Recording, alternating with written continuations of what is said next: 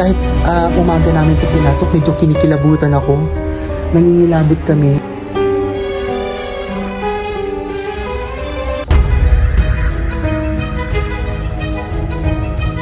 Malamig dito. Iba yung pakiramdam mga Bex. Paano pa kaya kung gabi?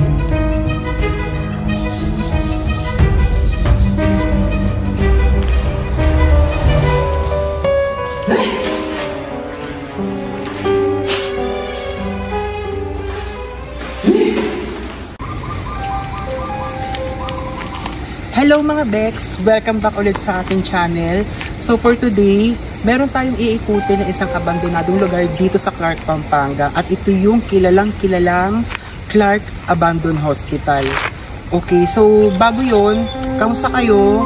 So sana mabuti ang lahat dahil sa nagdaang bagyong Christine at kasama sa pagdarasal natin na maging maayos ang lahat. Okay? Story, background story lang tayo dito sa Clark Air Base Hospital. So ipinatayo ito ng mga sundalong Amerikano noong 1960 at tatapos naman itong gawin noong taong 1964. Hanggang sa nagtuloy-tuloy ang kanilang mga magagandang operasyon at marami din naman ang pumupunta dito mga iba't ibang klase ng mga pasyente. So naglaon na naglaon, kumpleto rin kasi sila ng mga services dito. Meron silang x-ray, may mga kung ano-ano pa, laboratory, kumpleto rin sila lahat noon dito. Kaya nga noon mga Bex, binansagan itong dating Regional Medical Center. Ito rin dinadala Bex sa mismong ospital na to yung mga sugatang sundalong Amerikano noong panahon ng Vietnam War. And sa kasamaang palad nga, noong taong 1991, noong pumutok ang bulkang Pinatubo, tumigil ang operasyon ng ospital na ito at sa pilitang inabandona ng mga Amerikanong sundalo. And then magpasa hanggang ngayon, sa loob ng 3 dekada mga Bex, abandonado ang gusaling ito. And then for the meantime, sa ngayon kasi mga Bex dito, kung makikita nyo, itong main building is ginagawa na siyang National Museum ngayon as of this moment. Then pero ito kasing section na ito ito yung mental hospital. So dito dinadala yung mga pasyente na merong problema or sakit sa pag-iisip mga Bex. So ito hindi pa rin to ine-enhance, hindi pa rin to nagagawa. Hindi natin alam kung ano ang gagawin nila dito mga Bex. So ayun mga Bex, bago naman natin na-explore yung Clark Abandoned Hospital, please i-like nyo naman ang video na to at wag nyo na rin kalimutan mag-subscribe. Yan no, yung subscribe button na yan, pindutin nyo na yan at isama nyo na rin ang notification bell para updated kayo sa lahat ng mga susunod na videos and updates natin. Okay mga Bex? So simulan na natin ang pag-explore, okay? Be fearless, be unstoppable. Yon!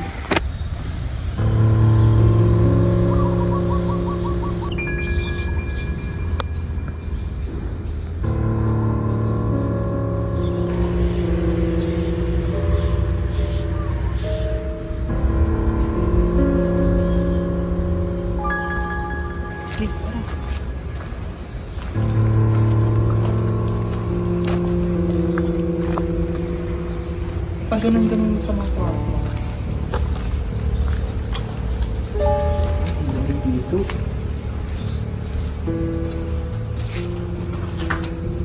Sige, magbukas ka na ng ilaw.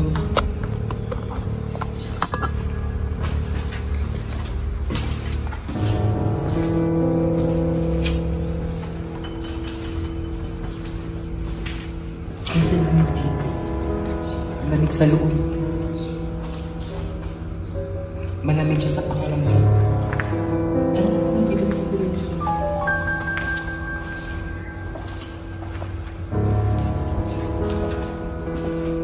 Malamig yung area pero mabigat sa pakiramdam.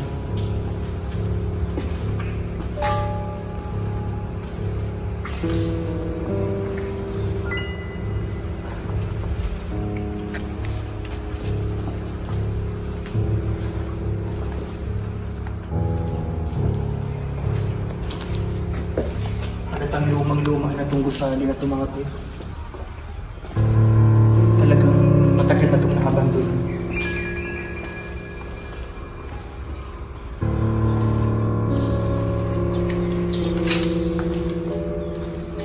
Parang may mga gumugong ng party dito.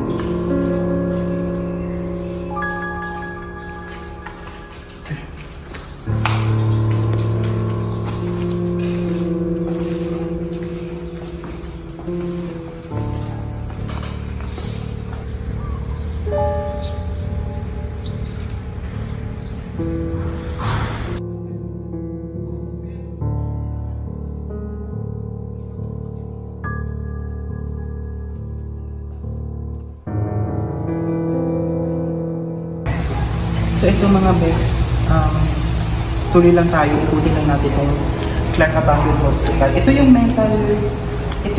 mental section nila, kung saan dinadala yung mga pasyente na merong nararamdaman or merong mga diferensya or sakit sa pag-iisip.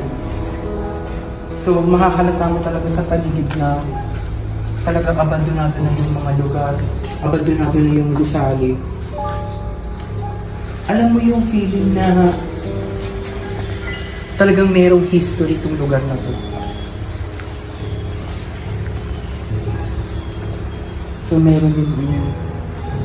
So ito. So ito. Medyo maaning mga photos natin yung mga doon.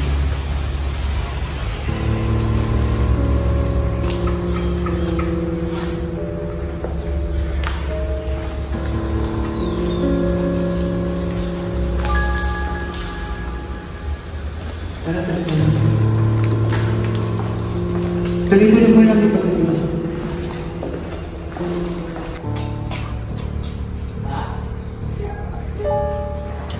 So mga ex, ito yung party ng operating room. So may nakikita pang mga printed dito kung saan yung mga designated area ng hospital na to dati. So tara pasokin natin itong operating room.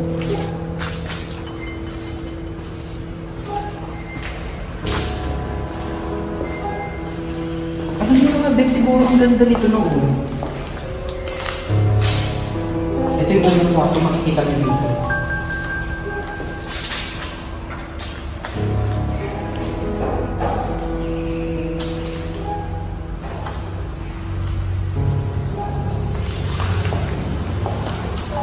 Dito naman sa kabila, operating room. Kitang-kita talaga yung kalumaan niya.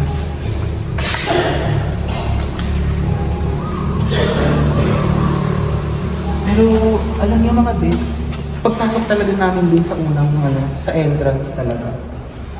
Ang lamig ng hangin, tapos medyo mabigat sa pakiramdam.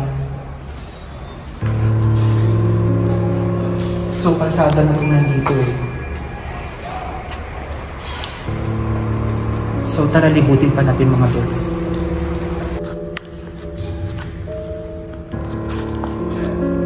Then marami na rin vandalism dito mga babes.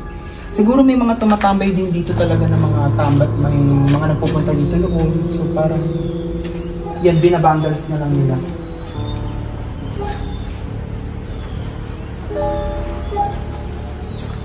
May ano dyan, yung human sacrifice. Yung ano po? Human sacrifice. Ano yun? Human sacrifice. Inaalay? Human sacrifice. Ano. Yung bottom. Ay, ganun. So mga begs, ito, patuloy pa rin namin siyang nandito na kami banda sa may pinakalikod ng ospital. So ayan, makikita ninyo. Kahit umaga namin ito pinasok, medyo kinikilabutan ako. Nangingilabot kami. Talagang pagpasok mo dito sa bisinidad ng hospital na to, malamig talaga yung hangin na sasambulag sa'yo.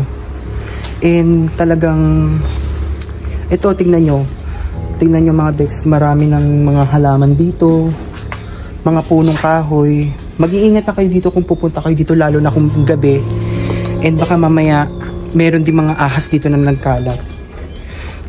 So mga bex, ito na yung pinakakinatatakutang area ng abandonadong mental hospital na ito. So ito na yung morgue. Marami dito naririnig na may umiiyak na bata, may umiiyak na babae, May mga kung ano-anong mga klase na sigaw dito. So tara, pasukin na natin.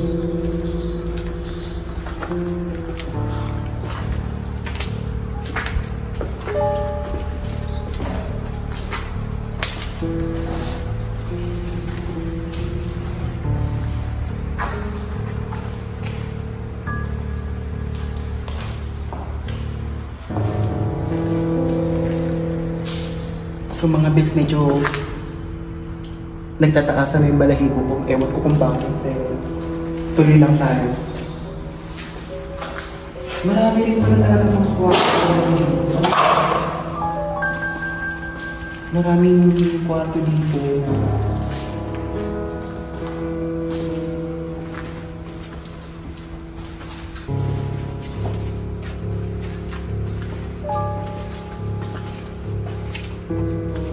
Malaki talaga siguro itong facility ng hospital na to before.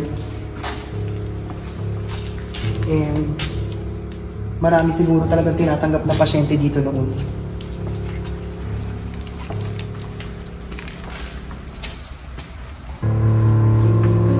Okay.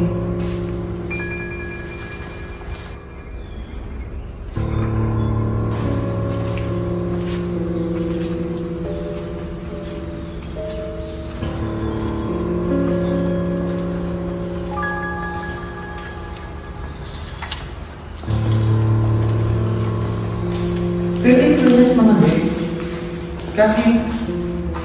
kahit maraming kwentong katatakutin dito, masarap siyang ikutin. Hindi ko lang alam sa gabi. Kumakaling ako ng mga yung boses na dito mga Bex. So dito, ayos mga damuhan yung makikita dito. Mga kapunuan.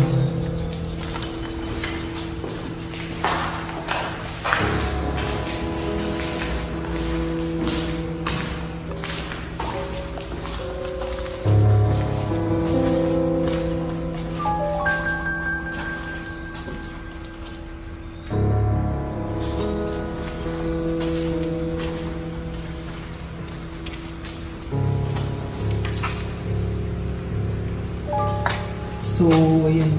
Yan yung kisame niya mga Bex. So, mababaklas na siya.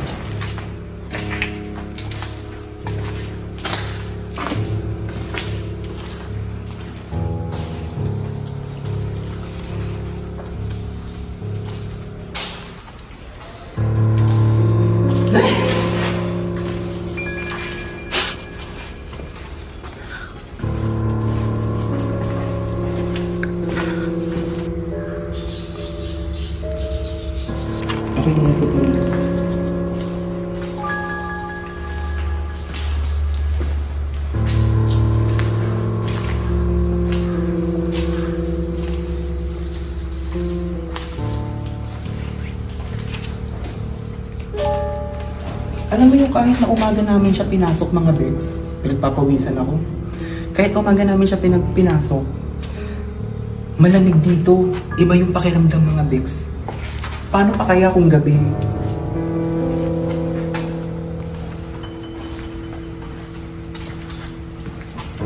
So ito na yung nakalabas.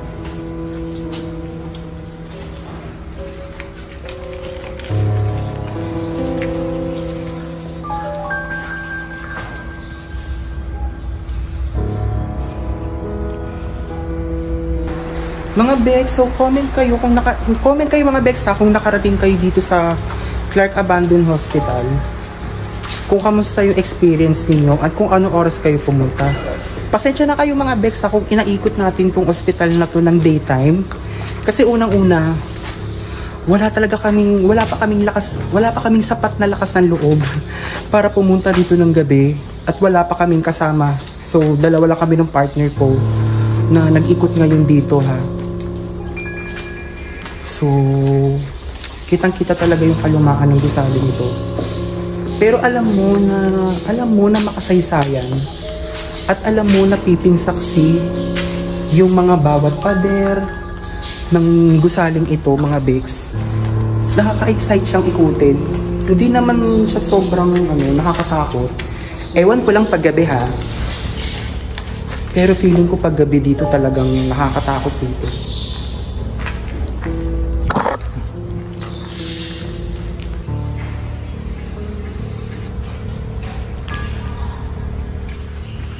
Grabe na Bex yung pawis ko.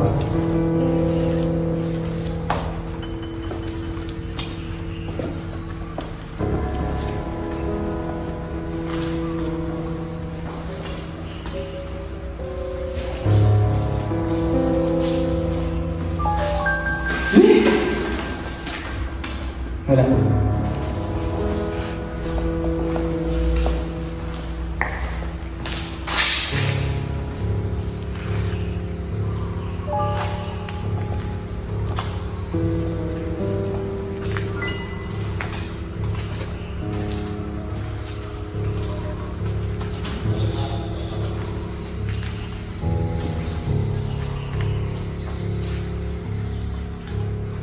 Meron pa kayong makikita mga tubo-tubo dito, Bex. So, hindi ko alam kung para saan yan. Siguro linya ng tubig, ng kuryente before. Alam mo yung konti lang sa sobrang pag-hunted talaga yung places. Pag konting langit-ngit lang yung mga ganyan. Naririnig mo talaga, kakabahan ka talaga.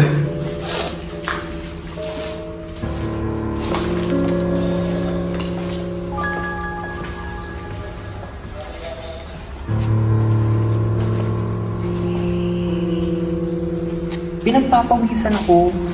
Pero ang lamig. Ikaw, kamusta pakiramdam mo? Nagpapawisan. Pawisan mo. Pero ang lamig dito.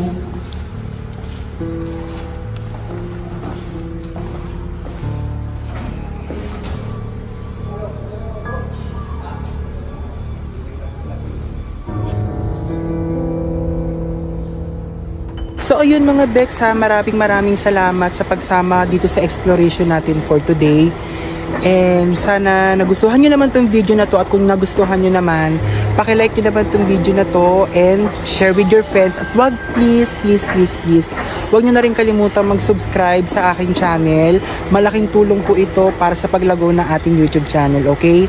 So yung mga Bex, sa mga susunod na videos, ingat kayo palagi ha. Be fearless, be unstoppable. Bye! Ingat kayo!